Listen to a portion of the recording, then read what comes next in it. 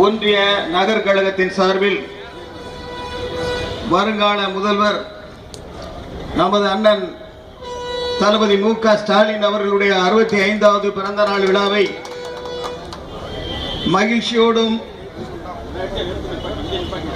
விழிப்புணர்வோடும் நடத்தி கொண்டிருக்கின்ற ஒன்றிய நகர்கழக தோழர்களே, இந்த விழாவில் சிறப்புரையாற்ற வருகை தந்திருக்கின்ற மாவட்ட கழகத்தினுடைய துணை செயலாளர் முன்னாள் அமைச்சர் அண்ணன் கே.ஆர். பெரியகருப்பன் அவர்களே, இலக்கிய அணியினுடைய தலைவர் அண்ணன் மு. தென்னவன் அவர்களே,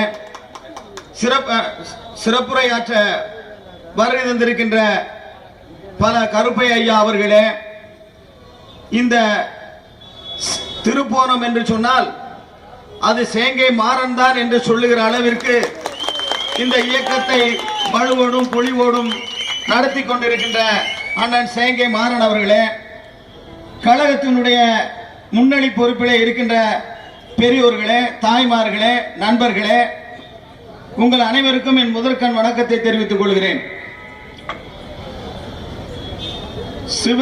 அதாவது திராவிட முன்னேற்ற கழகத்தில் பொதுக்குழு என்று சொன்னால் அது ஜனநாயக ரீதியாக நடத்தப்படுகின்ற பொதுக்குழு.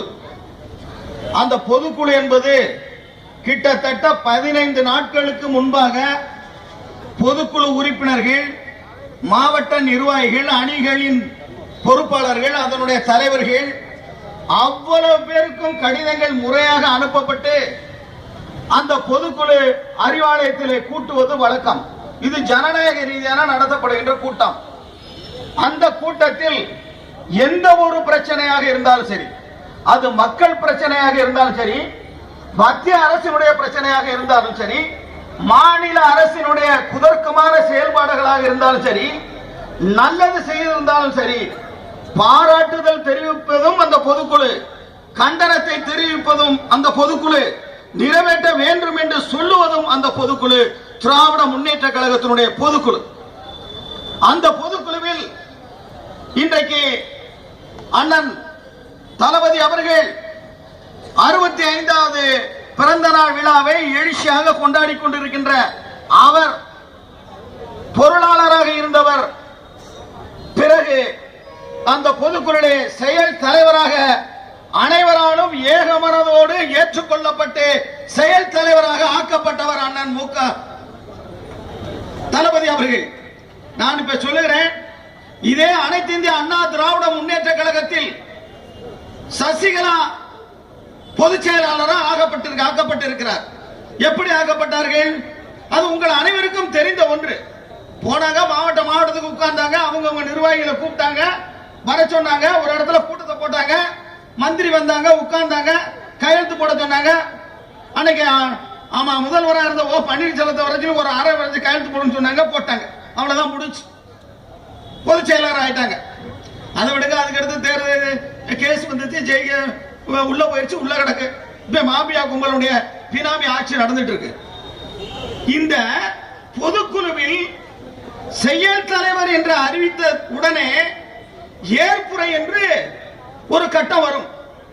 செயல் தலைவர் நான் அந்த பொறுப்பை ஏற்றுக்கொள்கிறேன் அப்படிங்கிறதுக்கு அவர் பேசுவார்.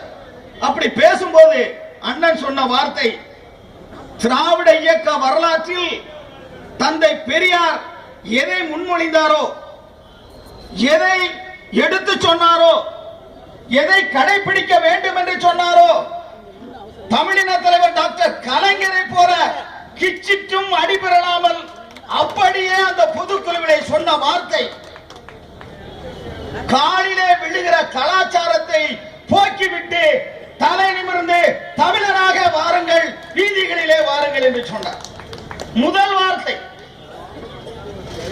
அதற்கு பிறகு அதை சொன்னதோடு மட்டுமல்ல, தலை நிமிர்ந்து வாருங்கள், வீதிகளிலே வாருங்கள் என்று சொல்லுகிற போது யாரையும் அடிமைப்படுத்தாமலும், யாரையும் கொச்சைப்படுத்தாலும் தானும் கொச்சையாகாமலும், யாரையும் இழிவுபடுத்தாமலும் தானும் இழிவாகாமலும், யாரையும் கேவலமாக எண்ணாமலும் தானும் கேவலத்திற்கு ஆளாகாமலும் இந்த இயக்கத்தை நடத்த வேண்டும் என்று சொன்ன ஒப்பற்ற தலைவனின் வரிசையிலே இருக்கிற நமது மு.க. ஸ்டாலின் தளபதி அவர்கள்.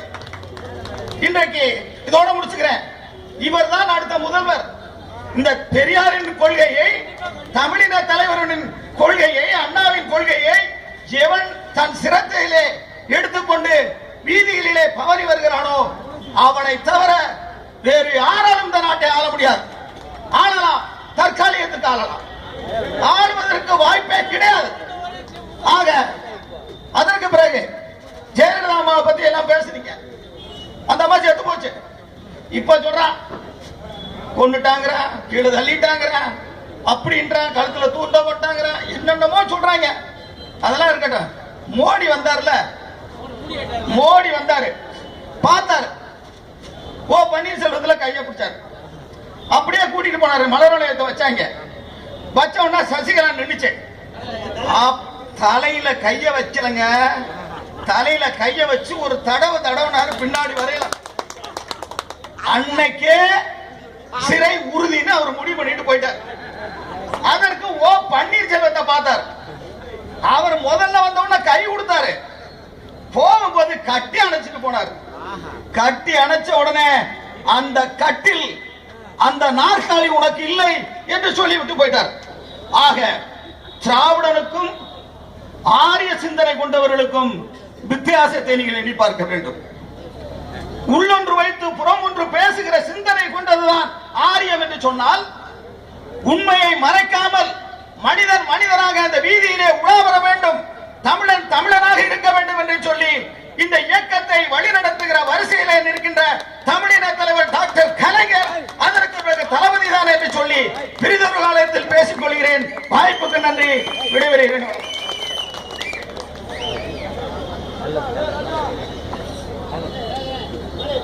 அடுத்தபடியாக